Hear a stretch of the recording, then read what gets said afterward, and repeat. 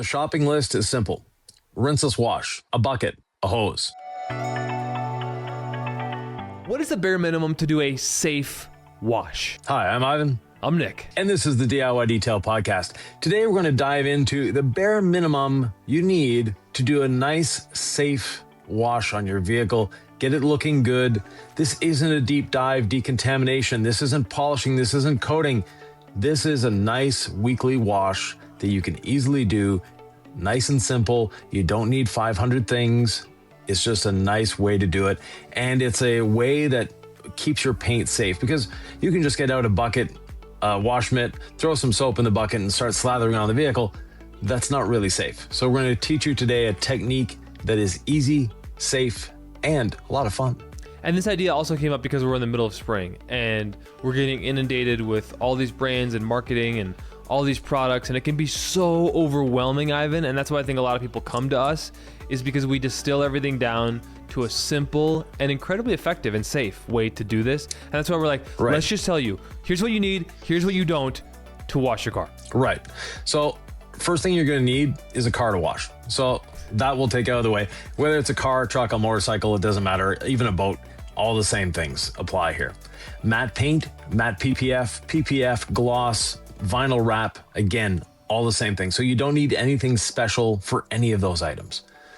First thing we need, some form of liquid to wash with. Water is not enough. Your dish soap is not a good thing to wash with. What we're going to propose today to make it the easiest and simplest wash is a rinseless wash. Now, our rinseless wash is a surfactant and polymer hybrid. Does a great job of deep cleaning, but at the same time leaves nothing behind. So if you do have a ceramic coating, it's not going to mask it. If you're planning on doing something else like polishing or coating your car, it's not going to create any interference there. But rinseless wash, the name is 2 words. It's rinseless. So there's still some rinsing involved. Next thing, a bucket to put the rinseless wash in, and a garden hose. Now, if you don't have a garden hose, you can use a garden sprayer to rinse off, but that's not always the most effective and best way to do it. Find a friend that has a garden hose. If you live in an apartment or you live in a condo, you probably have a friend that has one. Go wash their car too at the same time. It's that easy, it's that simple, and it's a lot of fun too. So if you wanted to go for hose-less, that's a completely different conversation, and that involves a vehicle that's usually not as dirty. If you're on the doubtful category of like, does this thing need a hose? I see some bug guts on the front end. I see some built up stuff on the lowers like grit or some kind of dirty, nasty grime. You do want to involve a hose, right, Ivan? Yes. A hose is an essential part, unless if you're washing your car every day and it just has a bit of dust on it, you don't need a hose. But if you have a bit of, you've gone down a gravel road, it's been a week or two, there's bird droppings, whatever, just grab a hose. If you're asking yourself the question, do I need a hose? Do I not need a hose? The answer is usually yes. But from there, we're going to take the garden sprayer, and you can use you can use a standard 16-ounce bottle if you wanted to. But first of all, actually, we'll back up a little bit. Take your bucket. So a 5-gallon bucket, put 4 gallons of water in it, or 20 liters, 16 liters, and then 4 capfuls of rinseless wash. So 4 gallons or 16 liters, 4 capfuls, 1 capful per gallon. You don't have to worry about dilution ratios. You don't have to worry about measuring anything. It's just a nice, simple way of doing it. From there, in your of the small bottle or a capful of the gallon? Both. Of rinseless wash? They're almost equivalent. And from there, we take the bucket that we've mixed up and just pour a little bit into your sprayer. Or if you have a small, like a little IK sprayer or just a 16-ounce bottle, then just dunk it in your solution. If you have a larger garden type sprayer, pour about half a gallon out into the garden sprayer. You don't need that much. And in a garden sprayer, the more air you have, the longer it's going to last, the better it's going to work. So you don't want to fill it up all the way with liquid. You just want a little bit of liquid in there, just what you need. And half a gallon to a gallon at the most is all you ever need for that. From there, pump up the garden sprayer and spray it over the whole vehicle. Wheels, tires, grill, mirrors, roof, whether it's convertible or a hard top.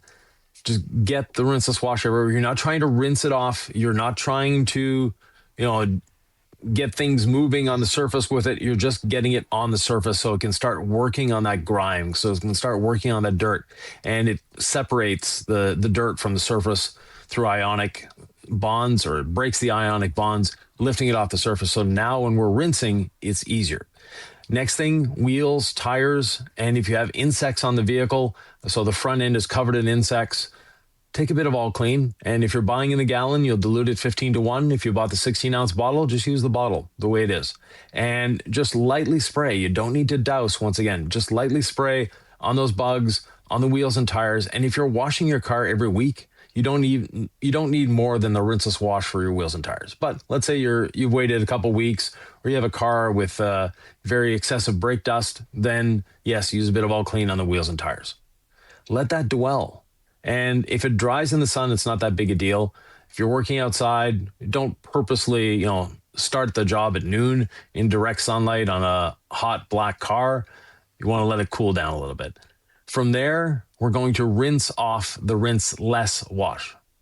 We're not, we never said it was a hoseless wash. We said it was a rinseless wash. So you're going to be rinsing it off, and that's going to carry the grit away from the surface. It's going to leave a bit of traffic film, but it's carrying the grit away. And this is when you're going to rinse the inside of the wheel wells to get the excess dirt out of there, etc. So do a very thorough, good rinse at this point.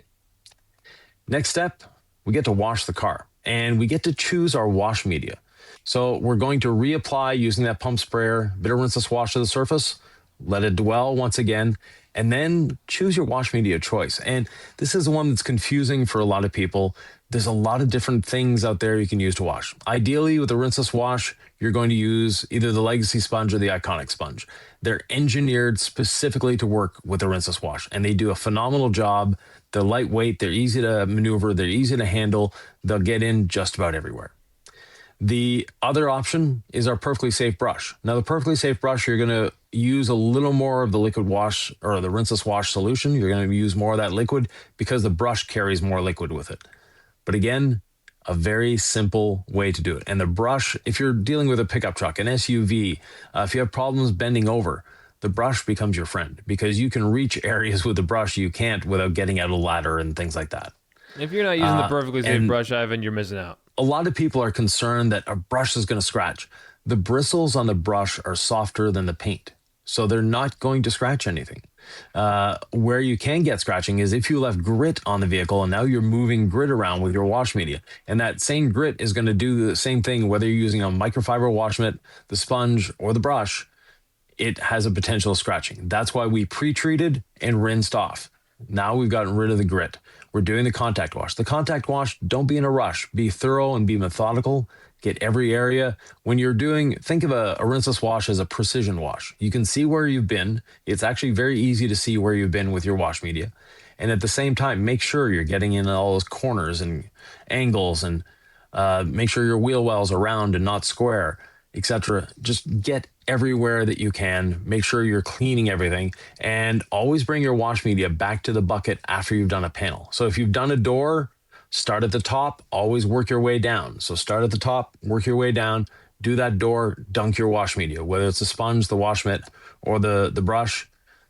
Let the liquid flush out flush out the dirt that's in the wash media, and then bring it back to the panel. Again, one panel at a time. Do the panel, start at the top, work your way down. And logic dictates start with the roof, hood, and then do the sides of the vehicle. So that's pretty simple. And then we're saying we don't need a pressure washer, right, Ivan? You could just use a garden hose to flush in between the rinseless wash and then the next rinseless wash, right? We do the rinse sandwich. Yeah, correct. Now, if you have a pressure washer at your disposition, then get a foam cannon and have fun with incredible suds. But without the pressure washer, it's difficult to use soap correctly. So if you have a pressure washer, substitute the rinseless for soap, that's fine. But if you don't have a pressure washer, rinseless is a lot easier, it's a lot safer, and less hassle than the foam cannon and all that fun stuff. If you've got it set up ready to go, by all means use it. But if not, don't worry about it. You don't have to go out and buy a pressure washer to wash your car. So no pressure washer needed. Rinseless wash back on the paint. Then you do your contact wash. We're keeping it very basic. What else do I need to finish this job correctly, Ivan? When do I do the wheels? We want to keep this as simple as possible, so we're keeping it to one bucket. Once you've washed the exterior of the vehicle, then take your wheel and body brush for the face of the wheels, your barrel brush for the barrels of the wheels, put them in your wash bucket. And then wash your wheels. That way you're not having to mix up 2 buckets of solution. You already have one. It's fine. Yes, it's been used to wash the car. Don't worry about it. From there, you can easily do your wheels. Again, a bit of all clean on there is going to help lubricate it and bite into that dirt a little more. So if you're doing this on a weekly basis, the rinseless wash is all you need. If you're not doing it on a weekly basis and it's been a while that you washed the car, get some all clean on those wheels and tires. I like to start with the face of the wheel first, the tire, and then do the barrels. Because if you do the barrels first, there's inevitably some grit inside the barrels. There's brake dust. You're bringing that out to the face, and then you're scrubbing it into the face with the brush. So start with the face first, and then do the back end. Okay, wheels are done. Now, all the rinseless wash has dried on my paint. I'm freaking out. What do I do? Yeah, no need to freak out. First of all, you're going to be rinsing off the all clean solution for the wheels and tires. You don't need to rinse the body, just rinse the wheels. If your wash solution has dried on the vehicle, take your pump sprayer again and spray a little bit on the vehicle just to get it lubricated. You don't want it wet. You just want a little bit there for the towel to glide, because rinseless wash is its own drying aid.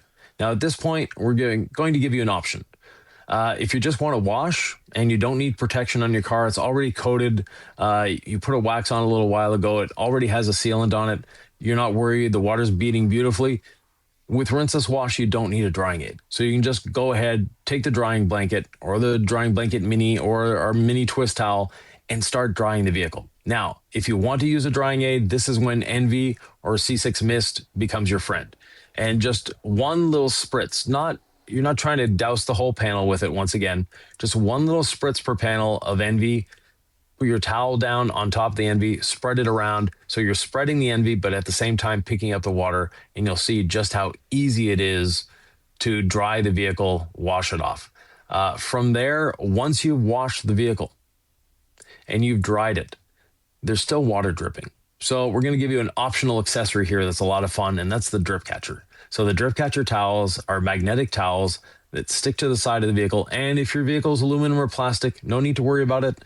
Very simple. The magnets can attach to themselves around the mirror.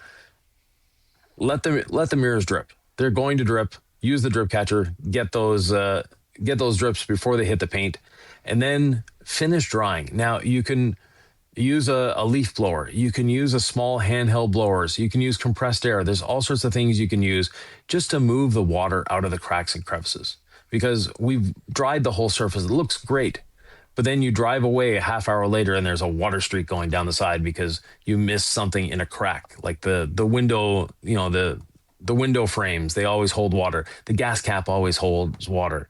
The mirror always holds water. So anywhere that holds water, you want to blow that water out of there with, as much force as possible. That's where a leaf blower or something comes in. Now, another alternative is take it for a drive around the block, come back and, get rid of all the little drips here and there. And that's an approved method from Ivan? Yes. Except for one thing. If you live on a gravel road, you may not want to take a drive around the block to dry it off. But nice sunny day, just go for a little drive, get those drips out of there if you don't have a leaf blower or something like that. And then there's one final thing that's extremely important to any wash, and that's to dress the tires. Ooh, I thought you were going to say door jams. Well, that too. But a lot of cars now, they have seals that prevent water from actually getting into the door jam. So your door jams should be relatively clean. If your door jams have a bit of dust in them, you can just take a rinseless wash dampened towel, go over the door jam, and then follow with a dry towel. Very simple. And again, if you're doing it on a weekly basis, that's great. But if you've got a lot of stuff accumulated in there, then maybe all clean might be what you need. Judge the amount of force you need by the amount of dirt. And the rinseless wash is the least aggressive. All clean is the most aggressive. You want to, decide what you need, because every vehicle is different. So you don't need a pressure washer. You want some all clean rinseless wash, a brush, a drying towel. We're going to dress the tires though. So you want some tire lotion and a tire shine brush? Yeah, definitely. It's not a wash car until you dress the tires. So we need the tire dressing brush. It's inexpensive. It's going to last you for years. Don't worry about it. And the tire dressing, same thing. The less you use, the better it is. 1 or 2 sprays per tire, depending on the size of your tire. work it in with the brush. You're going to be happy. The tires are going to look great, and they're not going to sling. That's the important thing. You can go to the big box store and buy tire dressing that foams on in a can, and it looks great. It looks shiny till you drive away, and they get little black dots all down the side of the vehicle because it just slings off. So with our tire dressing, it goes into the rubber. It's nice and silky feeling when you're done. It's not greasy. If you rub up against your tire with your pants, you're not going to get your pants dirty. It's just a nice, easy to use tire dressing. We've seen some tire dressings in the shop that have come from dealerships or people using those foam on, and it's just like they put a layer of grease on their tires, and that's not what you want to do. No, it seems like a very popular way to do it, though. And what makes our tire lotion different, Ivan? Our Tire Shine? It's water-based and it dries dry. So it's not sticky. It's not going to attract dust. It's not going to attract dirt. You can actually use it in the interior of the vehicle. And that's the other part of a weekly wash is do a little bit of your interior. If you wait for your interior to accumulate dirt and dust and, wrappers and things like that, it's going to seem like this monumental chore to clean it. If you do it on a weekly basis, it's going to take you 15 or 20 minutes every week. It's not a long process. You're just going over the surface with a rinseless dampened microfiber, get every surface, wipe, put the rinseless on with the damp microfiber, wipe it off with a dry microfiber, and you're done. You can use that to clean your windows. Every interior surface you can clean with that. Pull out your mats, clean them with the same brush that you use to clean if you've got rubber mats, bring them out, clean them with the same brush that you use to clean the tires. So the green wheel and body brush, a bit of rinseless wash. If you want to, optionally, you can add a bit of tire dressing on there. And from there, put them back in. If you have those mats that cover everything, you probably don't even need to vacuum. But if you do need to vacuum, you just need a cheap shop vac. You don't need an expensive central vac system. If you're maintaining your vehicle, again, the more you maintain it, the more you clean it, the easier it's going to be, and the less tools you need to do it. You could even take the foam approach or rinseless, let it dwell, rinse it off the rubber mat, put more rinseless on there, and then use the green brush, Ivan, or whatever scrubbing brush you want for a mat. It is helpful, though, the foam rinse foam, the paint, or the chemical rinse chemical, the paint. It also works well on floor mats. Some people are just going to spray a cleaner on there and start rubbing. I mean, I'm not super worried about that, but it might actually be more effective if you rinse it first. If you have the time and the space to rinse it off and you have a place for all the crap to go, it is what it is, but you'll figure it out, right? You know how to clean something. If it's dirty, if it's a mat, you know how to clean it. It's just helpful to do it more often, I've realized. Just like you said, just to give yourself 15 minutes a week to keep the interior clean. It's amazing what it feels like to walk into your car when it's clean versus an accumulation of dirt and grime. If you're watching this, you obviously get it, but it truly is like therapeutic. Yeah, definitely. It is therapeutic. And like you say, the next time you get in the vehicle, it's just, my happy space. I'm good. It's safe. It's fun. And again, it's not difficult. If you do it every week, a lot of people have this notion that cleaning their interior is going to take 3 or 4 hours. If you do it on a weekly basis, it's going to take you 15, 20 minutes. It's not going to be difficult. It makes it a lot easier. You recently did a disaster detail. And, a lot of people getting into detailing, they think that every detail is one of these disaster details. It isn't one of these disaster details, and that's not how detailing should be. The people should respect their cars. What, and you mean a 2012 that hasn't been detailed in 14 years? That's a disaster detail? From the pictures you showed me, yes. The fact that there was mold in the trunk is, to me, that's a disaster detail. Yeah, when there's biohazards involved, that's a disaster detail. But that same person, had they taken an hour a week or an hour every 2 weeks to wash the outside of the car and quickly dust and vacuum the interior, it would have never gotten that bad. Well, I think that this is a great kind of primer on how to do a basic wash, Ivan. And I know it's not sexy to do a basic wash because disaster details probably do better in the video space that we live in, on YouTube. But in the real world, you just want a quick and simple way to wash your car. So Ivan, let's do a quick recap. They're asking, what do I need? What do they need? Let's just talk about it. So the shopping list is simple. Rinseless wash, a bucket, a hose. You need the wheel and tire brush, You need all clean, some form of wash media, whether it be the incredible wash mitt, the Rinseless wash sponges, because we have two available, or the brush. Your choice on that one, depending on the size of the vehicle, depending on what you like dealing with. There's no wrong answer there. From there, a drying towel and a bit of envy, and of course, tire dressing. So that's under 10 things that you'd need to get. And people asking when they start out, what do I need to start a detailing business? You know, we had our business in the box for a while. Like, there's always going to be an exception, and there's always going to be something else you might need for this one situation. You know, if you've got tar, you might want tree sap remover. If you've got, you know, heavy accumulation of iron deposits, you might want iron remover, right? You might want our decontamination towel for a deep dive. But we're not talking about the deep dive today. And so that's where it's like, let's try to keep it as simple as we can, knowing there are infinite variables out there. This is such a great place just to start. Get your toes in the water, you know what I mean? And just clean your car. And know that it's not about making it perfect, but it is about making it clean. And we can just start there, Ivan. Not every wash has to be a perfect deep dive detail.